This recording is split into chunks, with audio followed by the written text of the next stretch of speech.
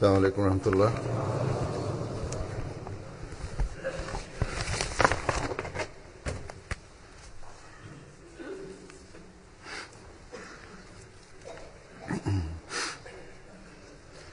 أشهد أن لا إله إلا الله وحده لا شريك له وأشهد أن محمدا عبده ورسوله أما بعد فأعوذ بالله من الشيطان الرجيم بسم الله الرحمن الرحيم الحمد لله رب العالمين الرحمن الرحيم مالك يوم الدين إياك نعبد وإياك نستعين اهدنا الصراط المستقيم صراط الذين أنعمت عليهم غير المغضوب عليهم ولا الضالين.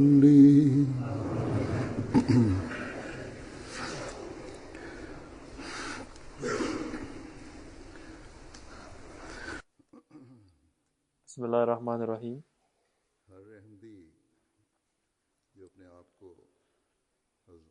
Хазур говорит, каждый мусульманин Ахмади, который приносит обет верности обетованному Мессии мир ему и считает себя его последователем, обещает в своем обете верности, что он будет улучшать уровень своей духовности, нравственности, знаний и вероубеждения.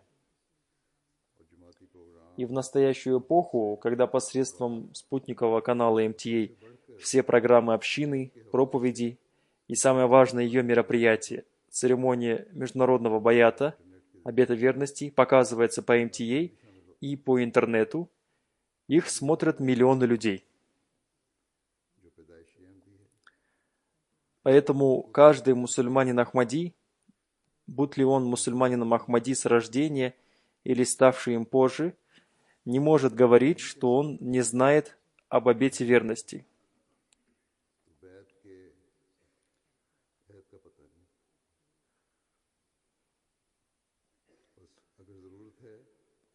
Так что очень важно, чтобы мы после принесения обета верности старались понять его еще лучше и всегда помнили об обещании, которое мы дали в обете верности. Если мы обратим внимание только на одно условие – улучшение нравственности, то уровень нашей нравственности, наши общественные отношения, деловые отношения, повседневные дела и семейные отношения улучшатся и достигнут новых высот.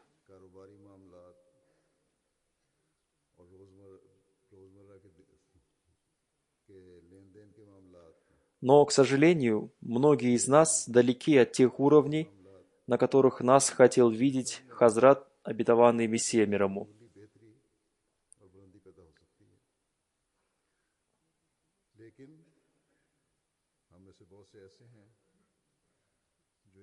В связи с этим, одной из тех вещей, на которые обратил наше внимание Хазрат, обетованный Мессия мир ему, в обете верности, является то, что нельзя говорить ложь, нельзя поступать несправедливо, и необходимо избавить себя от нечестности, избавить себя от личных страстей, не причинять вреда всем людям в целом и, в частности, мусульманам, ни своими словами, ни своими действиями, попадая под влияние своих личных страстей.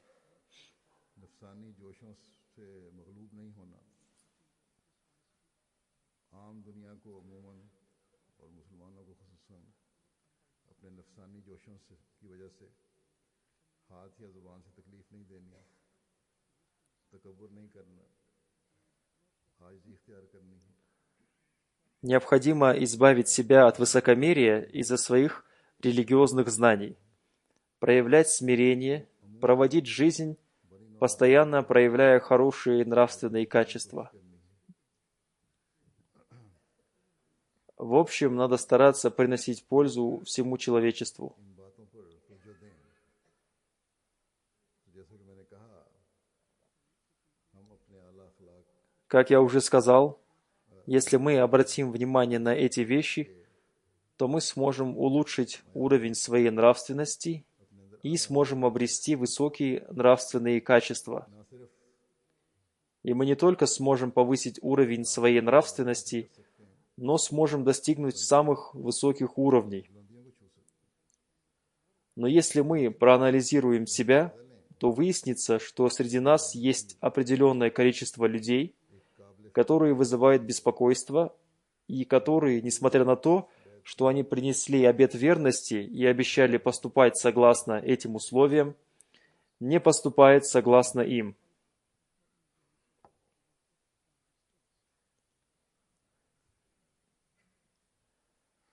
До тех пор, пока мы не находимся в такой ситуации, когда мы должны жертвовать своими правами и испытывать боль, мы говорим другим людям, что надо показывать высокие уровни нравственности. Но когда мы сами попадаем в такую ситуацию, большинство из нас забывает о высоком уровне нравственности. अपने आला अखलाक को इख्तियार करना हो, हम बड़े ज़ोर शोर से ये कहते हैं कि यकीनन इन आला अखलाक का मुजाहरा हमें करना चाहिए, और जो ये नहीं करता वो बड़ा जुल्म करता है। И иногда, ради своих личных интересов, जब हम बराह रास्त мы выражаем свою позицию таким образом, что там не остается правды, и это приближает нас к лжи. ज़रूरत हो И для получения своих прав мы иногда поступаем несправедливо. तो अपनी बात को Некоторые люди поступают нечестно и представляют ложные свидетельства. И если не руками, то словами многие из нас причиняют вред другим ради достижения своих целей.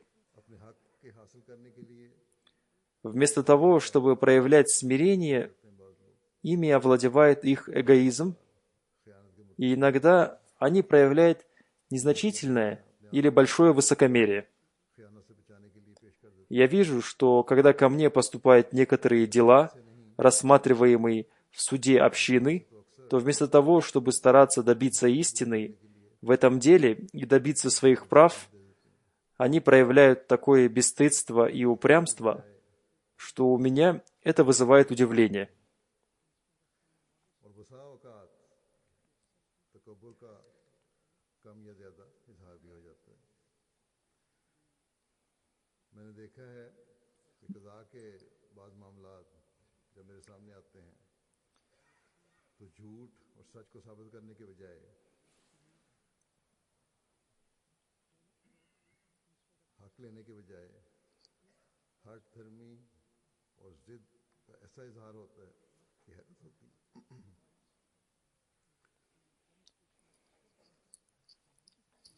कारोबारों में सच्चाई पर बुनियाद के बजाय ज़ाती मफाद हासिल करने की तरफ В бизнесе, вместо того, чтобы отдавать предпочтение правдивости, больше уделяет внимание своим личным интересам.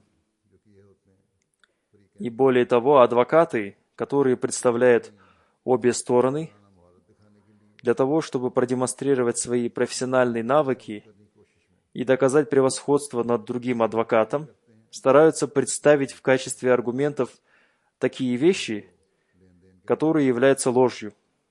या मियाँ बीवी के झगड़े Будь ли это дела, связанные с долгами, или с семейными ссорами, или какие-то другие дела. वकीलों की वजह से तूल पकड़ जाते हैं। Из-за таких адвокатов эти судебные разбирательства тянутся очень долго. और फ्री कैन को भी कि वो Так что ахмадийские адвокаты и обе стороны должны отдавать предпочтение выполнению обещаний обета верности, а не своим личным интересам. ये तो जाहिर है कि झगड़े होते ही उस वक्त हैं Ясно, что ссоры возникают только тогда, या когда появляются неправильные и несправедливые жалобы, и появляются плохие мысли о других. В то время как верующему надо не затягивать ссору, и вместо того, чтобы проявлять упрямство, он должен ради довольства Всевышнего Аллаха создать в себе мягкость и представить свои проблемы на рассмотрение системы общины и суда общины. अपने अंदर नरमी पैदा करके जमाती निज़ाम या कज़ा Стороны, которые представляют свои проблемы на рассмотрение суда общины, должны стараться думать о том, что они являются братьями, и после удаления недопонимания и неправильных жалоб, они должны жить с любовью друг к другу. दूर करके आपस में प्यार और मोहब्बत से ज़िंदगी गुजार Но если сторона, которая должна удовлетворить права другой стороны, и сторона, которая старается восстановить свои права, обе являются упрямыми, то насколько бы справедливые решения не принимали система общины, суд общины или государственный суд, проблема не будет решена. ये सब जैसे भी इंसाफ पर मबनी फैसले करें कभी भी Они продолжают подавать апелляцию и после первого суда, एक अदालत के и затем и после второго. दूसरी अदालत में अपीलें होती И когда палата судей, состоящая из 5 судей, принимает какое-то решение, то человек, который должен удовлетворить право другой стороны, не полностью выполняет решение суда, или вовсе не принимает решение суда, или он пишет мне, к нам отнеслись очень несправедливо, и вы сами рассмотрите эту проблему. И эти жалобы никогда не заканчиваются. आप खुद इस मामले को देखें और ये शिकवे कभी ख़त्म नहीं होते И, как я уже сказал, в действительности основными причинами этого являются эгоизм и упрямство. कि ये इजहार Так что для того, чтобы решать проблемы наилучшим образом, нам надо избавиться от упрямства. हमने आसन रंग में निपटाना है Иногда, для того, чтобы решить эти ссоры, даже если мы являемся правы, нам надо предоставлять облегчение другой стороне. हक अगर बनता भी И иногда для решения этой ссоры приходится отказываться от части своих прав. और बहुत दफ़ा Чему учит нас в этой связи Всевышний Аллах в Священном Коране? इस बारे में А если кто затруднен, то ожидание возврата долга до облегчения. А если дадите вы ему это подаянием, то это лучше для вас, если вы знаете. Вы должны знать, что вы тоже можете попасть в такую ситуацию, когда у вас много затруднений. И больше всего вы должны понимать, что Всевышний Аллах во многих наших делах поступает с нами снисходительно. Если Всевышний Аллах, являющийся всемогущим, начнет наказывать нас за все наши проступки, то у нас не будет никакого выхода. Так что это очень важно, чтобы мы относились друг к другу с мягкостью и предоставляли облегчение. Это является принципиальным наставлением в повседневных делах, в делах, относящихся к бизнесу и делах, связанных с долгами. Мы должны всегда помнить это наставление. हमारे मामलात में पकड़ने लग जाए तो हमारा कोई ठिकाना ना रहे बस ज़रूरी है कि हम एक दूसरे के मामलात में नरमी और सहूलत का सलूक करें ये एक असूली हिदायत है रोज़मर्रा के मामलात में भी कारोबारों के मामलात में भी Хазрат, святой пророк, мир и благословение Аллаха да пребывает с ним, неоднократно обращал внимание верующих на то, что если вы проявляете в мирских делах мягкость и милосердие, то в небесах Всевышний Аллах тоже будет относиться к вам с милосердием. नरमी से काम लो तो आसमान पर खुदा ताला भी तुमसे В ином случае мы навсегда должны запомнить, что в один из дней для нас тоже наступит день расчета, и если Всевышний Аллах будет брать с нас строгий отчет за наши дела, то нам будет очень трудно получить прощение Всевышнего Аллаха. Так что для того, чтобы снискать милосердие и прощение Всевышнего Аллаха, мы должны проявлять мягкость и милосердие в отношениях друг к другу в своих мирских делах. И не должно быть так, чтобы мы думали только о наказании других или удовлетворении только своих прав.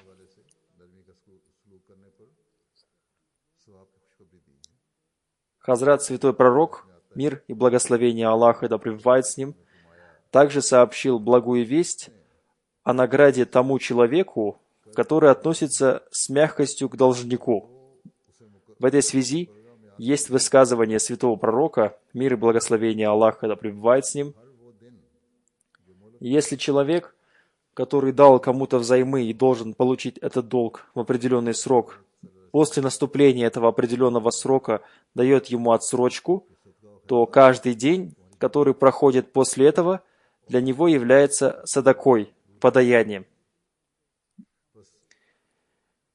Еще в одном повествовании святой пророк, мир и благословение Аллаха да пребывает с ним, сказал: «Милостыни и подаяние отдаляет от вас ваши трудности и проблемы». Так что Всевышний Аллах не оставляет без награды даже маленькое благодеяние. Если мы помним это золотое наставление священного Корана и уделяем должное внимание словам святого пророка, мир и благословение Аллаха да пребывает с ним, то мы сможем создать мирное и спокойное общество. И таким образом беспокойство не будет распространяться, и ссоры не будут долгими.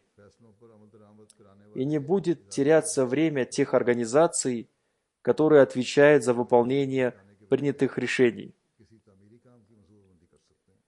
И вместо того, чтобы они тратили время на решение такого рода проблем, они смогут заняться чем-то конструктивным. И время суда общины, хотя он и создан для решения таких проблем, тоже не будет тратиться напрасно. Потому что если обе стороны, относительно которых суд принимает решение, будут проявлять мягкость, то время суда не будет тратиться напрасно. Иногда из-за одного дела, которое тянется очень долго, для других дел не остается необходимого времени. Но если обе стороны будут проявлять мягкость, то эти дела не будут страдать. И обе стороны, которые для судебного разбирательства нанимают адвокатов, сэкономят свои деньги. Но иногда бывает даже так, что они бывают настолько упрямы, что они готовы понести ущерб, лишь бы решение было принято в их пользу.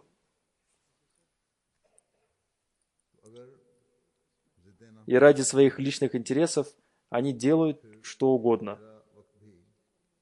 И как я сказал, некоторые люди мне тоже пишут уже после решения суда и говорят: «Теперь вы решайте эту проблему». Но если не будет проявляться упрямство и эгоизм, то мое время тоже не будет теряться на решение таких неважных вопросов. Иногда после рассмотрения этих проблем, когда я отвечаю обеим сторонам, и решение не соответствует их желаниям, то они продолжают проявлять упрямство и продолжают говорить, что мы являемся правы, и упрямо требуют, чтобы решение было принято в их пользу, и отказывают в предоставлении должных прав другой стороне.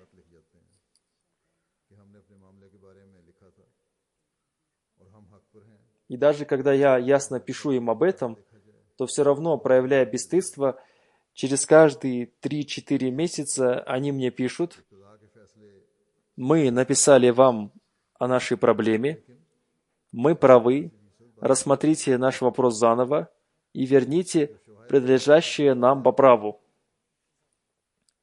Я не говорю, что решения суда общины на 100% абсолютно правильные. Но 80-85% решений суда бывают правильными. И в свете свидетельств и доказательств, которые предоставляются суду, решения бывают правильными. И если даже решения судей неправильные, то мы не можем сомневаться в их добром намерении. Они решают вопросы с добрым намерением. Так что если, по мнению одной из сторон, она является правой, но решение принимается против нее, то она не должна обвинять суд и судей. У некоторых людей обвинение других уже стало привычкой. Но судьи принимают решения на основании фактов, и если, по мнению другой стороны, там остались какие-то недостатки, то по просьбе этой стороны я тоже рассматриваю это дело. Но, как я сказал, большинство решений бывает правильными, и только по причине плохих мыслей в сердцах появляются сомнения. Так что мы должны избавить себя от плохих мыслей, потому что плохие мысли открывают двери для зла. Проблемы, которые поступают в общинный суд, если они относятся к вопросам долга, бизнеса или семейным проблемам, все они прямо или косвенно связаны с деньгами.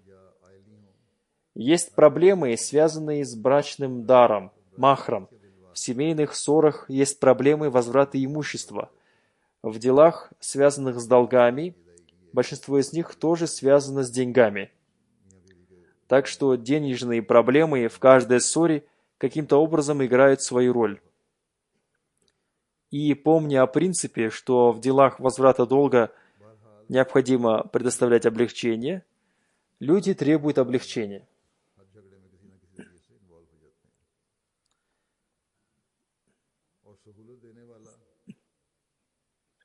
И семейные дела и дела о долгах тоже связаны с наличными деньгами.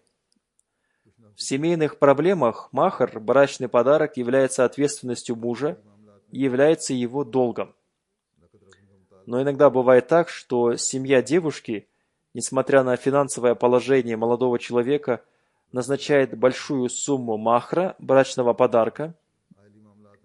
С одной стороны, молодой человек обязан выполнять этот долг, а с другой стороны, семья девушки поступает несправедливо, назначая махр, брачный подарок, превышающий его финансовые возможности, чтобы каким-то образом привязать его к себе, в то время как молодому человеку не только трудно заплатить такую сумму, но он просто не может этого сделать. И если суд, глядя на финансовое положение молодого человека, уменьшает сумму махра, то они выражают в связи с этим претензии. Также в делах, связанных с долгами, если суд решает разбить выплату суммы долга на части, то они тоже выражают претензии. Мы, мусульмане Ахмади, обращающие внимание мира на то, что они должны создавать мирное и спокойное общество, тоже должны стараться всеми нашими делами создавать мирное и спокойное общество. О том, как относились подвижники святого пророка, мир и благословение Аллаха да пребывает с ним, друг к другу в таких ситуациях, рассказывается в одном повествовании.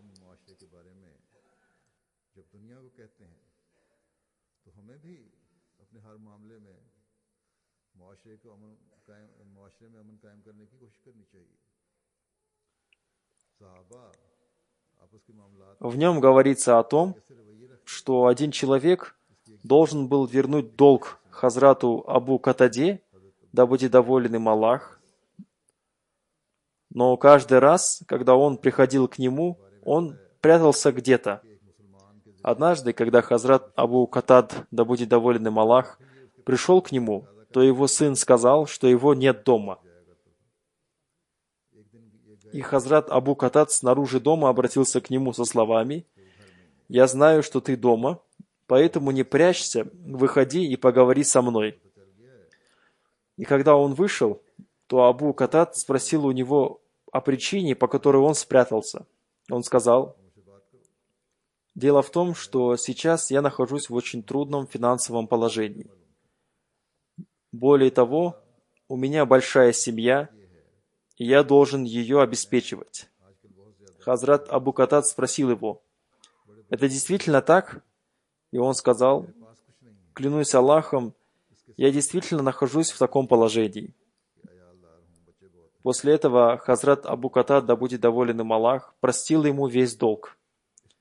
Так что это является тем повелением, которое распространяет мягкость и любовь между верующими, и по причине которого создается мирная и спокойная атмосфера в обществе.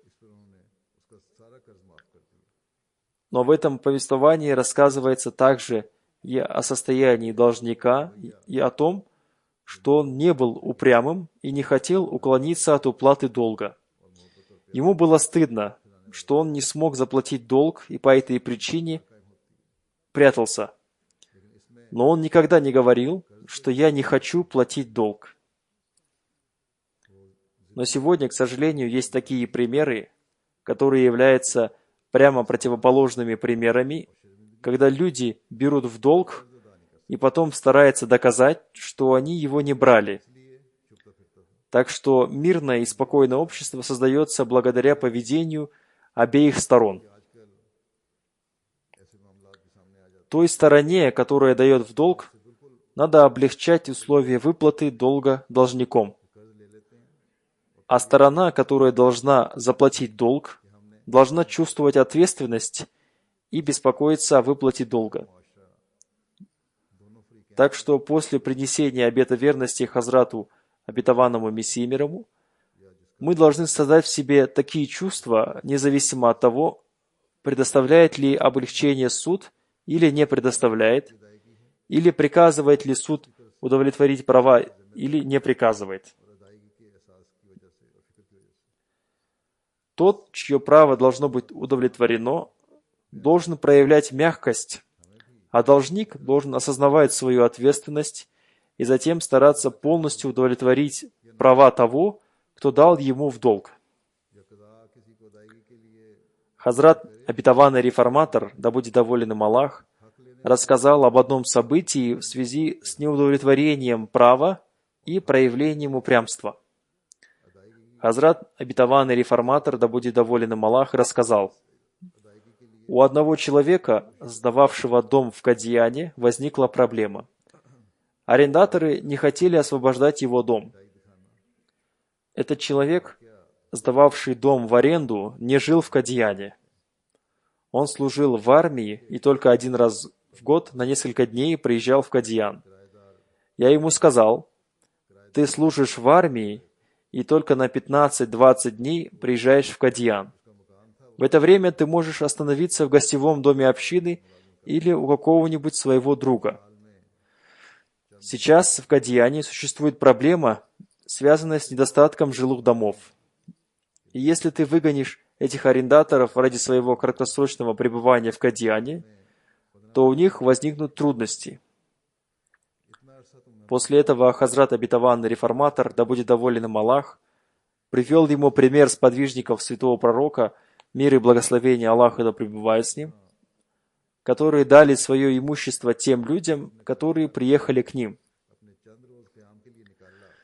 А ты хочешь выгнать тех людей, которые живут там 11,5 месяцев, ради своего 15-дневного пребывания там.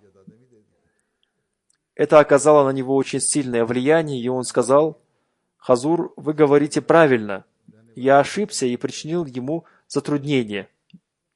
Но вы спросите у этого арендатора о том, что он последние 8-9 месяцев не платил арендную плату. И по этой причине я хотел, чтобы они освободили мой дом». Хазрат, обетованный реформатор, рассказал: «Я сказал хозяину дома, что это разумная причина, и в этом нет твоей вины. Виновата та сторона, которая представила свои проблемы и даже не сказала, что уже несколько месяцев они не платят арендную плату. В это время я испытал дискомфорт. Я старался смягчить сердце хозяина дома, но он сказал то, на что у меня не было ответа.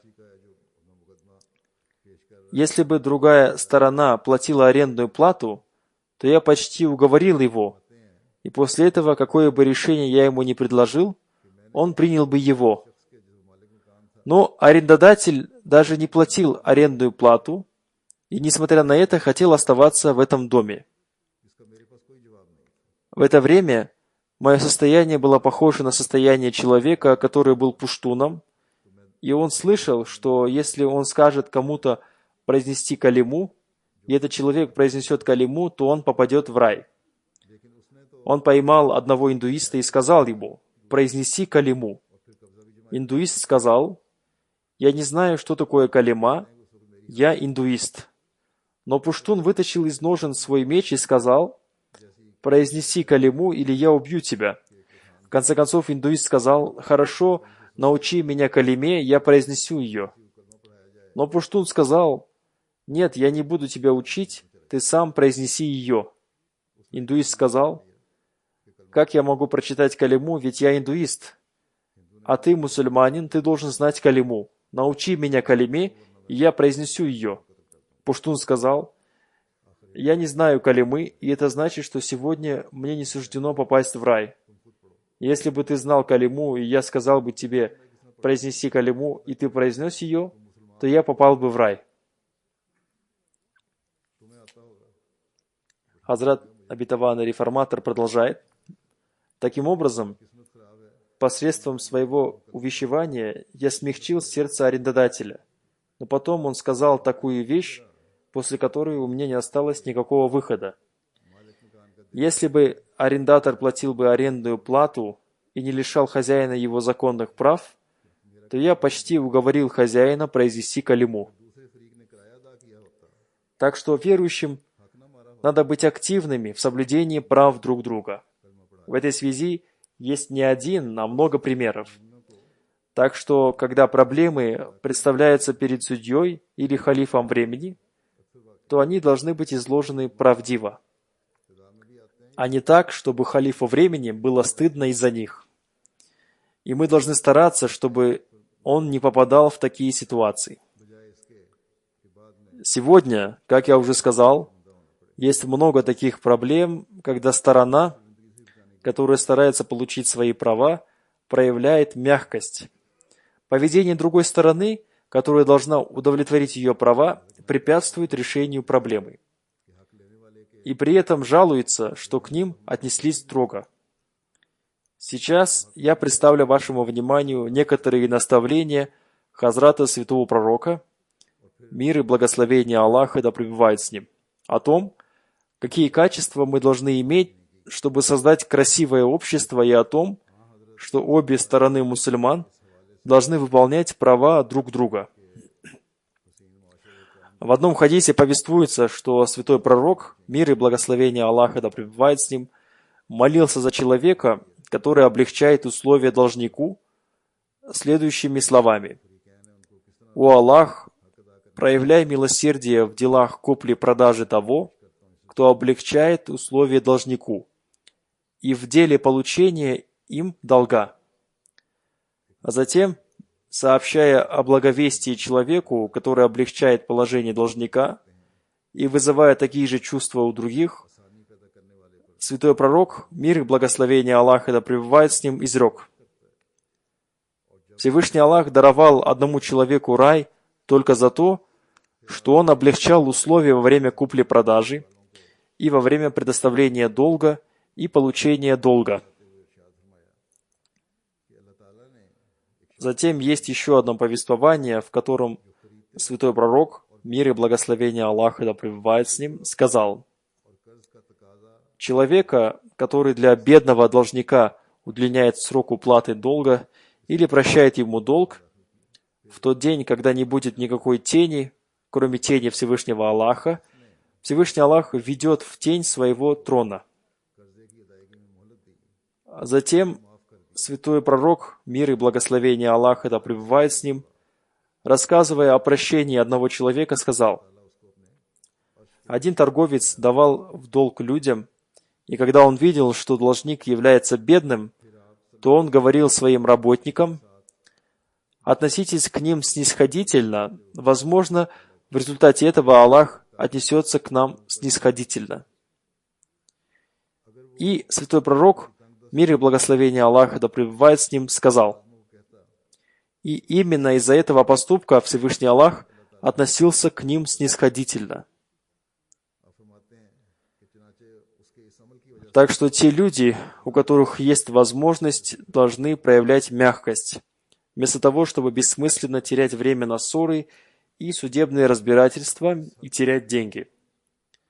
Но ислам является такой религией, которая дает наставление об облегчении не только стороне, дающей в долг, а создает такое общество, в котором обращается внимание на обязанности каждой из сторон, и по причине этого из сердца удаляется ненависть и устанавливается мир и спокойствие. И по этой причине ислам увещевает также и тех, которые должны соблюдать права других. Пример, который привел Хазрат Обетованный Реформатор, да будет доволен им Аллах, обращает наше внимание на многие другие примеры, связанные с тем, что люди без каких-либо уважительных причин задерживают уплату долга. Система общины не поддерживает таких людей и не может их поддерживать. Если система общины будет поддерживать таких людей, то это откроет путь тем людям, которые лишают других их прав, и по этой причине в обществе создаются смуты и раздоры. В условиях обета верности Хазрат Обетованный Мессия мир ему также написал, что дающий обет верности старается избавить себя от смут. Святой пророк, мир и благословение Аллаха да пребывает с ним, в этой связи тоже даровал нам наставление и сказал: задержка уплаты долга богатым человеком является несправедливостью. Если кому-то из вас сказано потребовать у него вернуть долг, то делайте это. Здесь не надо проявлять никакой мягкости, потому что у него есть возможность вернуть долг. И как я сказал, если мы не будем так поступать, то это усилит тех людей, которые лишают людей их прав. Затем святой пророк, мир и благословение Аллаха да пребывает с ним, сказал: если человек, берущий долг, проявляет нечестность в уплате долга, то это лишает его чести, и он заслуживает наказания. Так что если есть такие люди, которые не помогают системе общины решать проблемы, то их наказание является обязанностью системы. Так что, когда согласно решению суда и из-за невыполнения решения суда наказываются те люди, которые не удовлетворяют права людей, то им не надо кричать и говорить, что к ним отнеслись очень строго. Пророк Аллаха, мир и благословение Аллаха да пребывает с ним, дал право системе общины наказывать таких людей, и закон страны поступает так же. Затем есть наставление святого пророка, мир и благословение Аллаха да пребывает с ним, относительно тех людей, которые не соблюдают права других людей, которые должны вызывать страх и боязнь в сердцах верующих.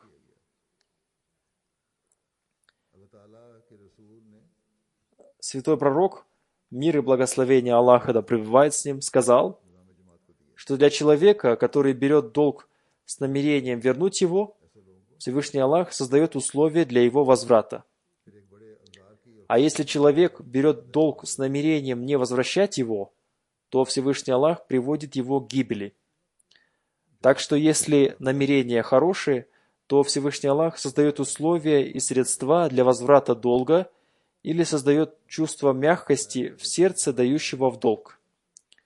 Но если в сердце должника нехорошее намерение, то Всевышний Аллах наказывает его.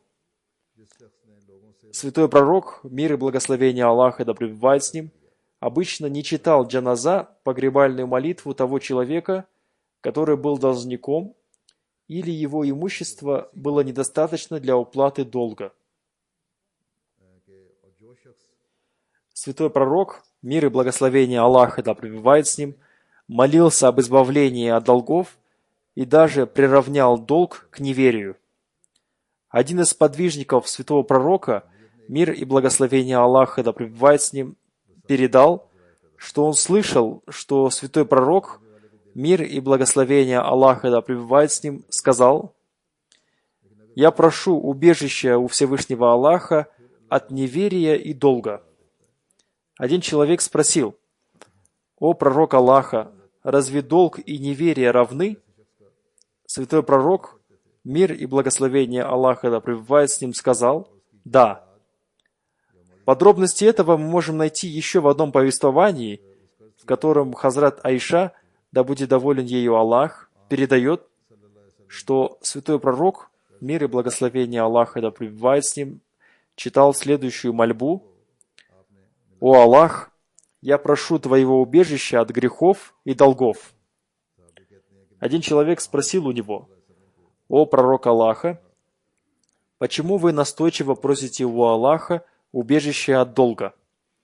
На это святой пророк, мир и благословение Аллаха да пребывает с ним, сказал, что когда человек становится должником, то он начинает использовать ложь в разговоре и обещает, но не выполняет своего обещания.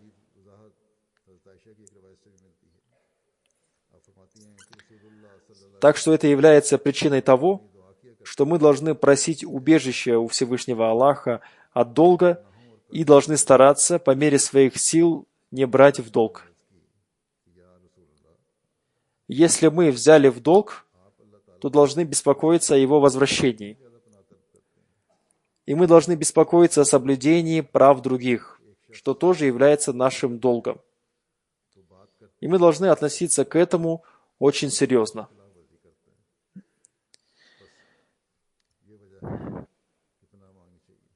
Если после решения суда вы хотите, чтобы ваш долг был прощен, то надо обращаться к другой стороне, чтобы она простила вам долг. Потому что только она может простить долг и создать облегчение в его возврате.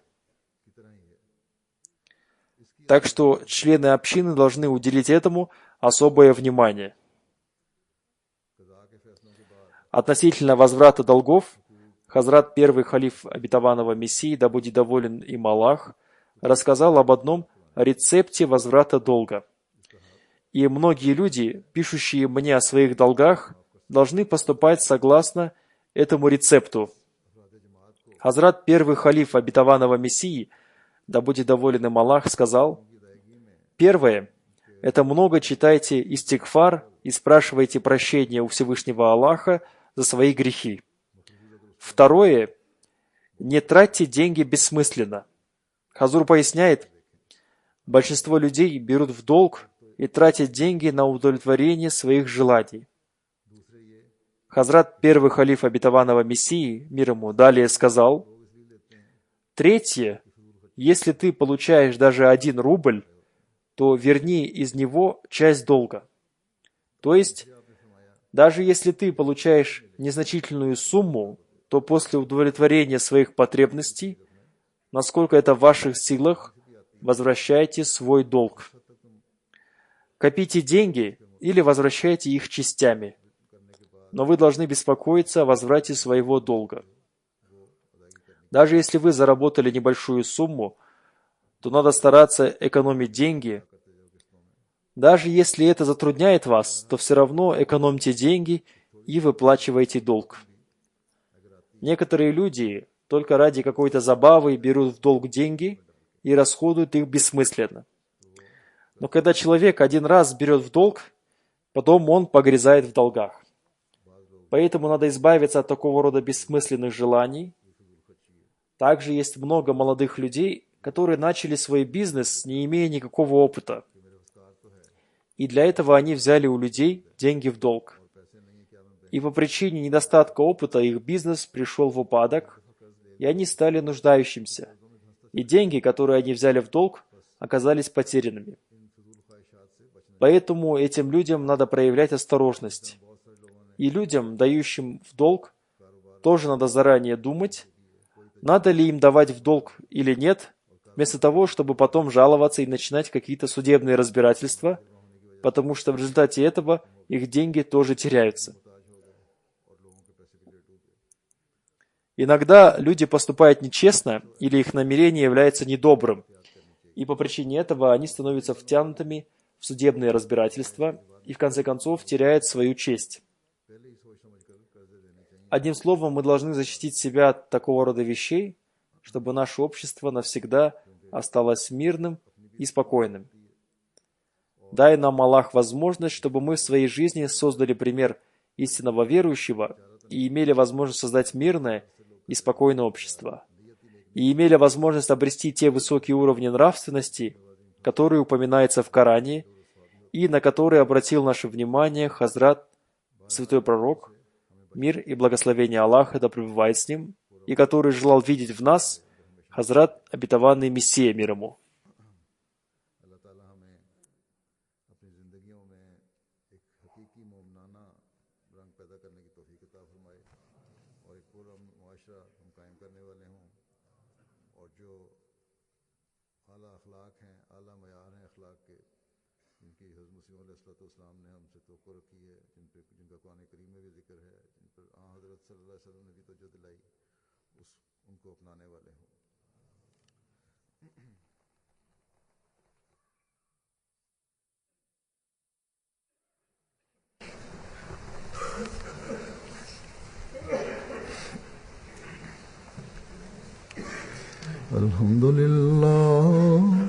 الحمد لله نحمده ونستعينه ونستغفره ونؤمن به ونتوكل عليه ونعوذ بالله من شرور أنفسنا ومن سيئات أعمالنا من يهده الله فلا مضل له ومن يضلل فلا هادي له ونشهد أن لا إله إلا الله ونشهد أن محمدا عبده ورسوله عباد الله رحمكم الله إن الله يأمر بالعدل والإحسان وإيتاء ذي القربى وينهى عن الفحشاء والمنكر والبغي يعظكم لعلكم تذكرون اذكروا الله يذكركم وادعوه يستجب لكم ولذكر الله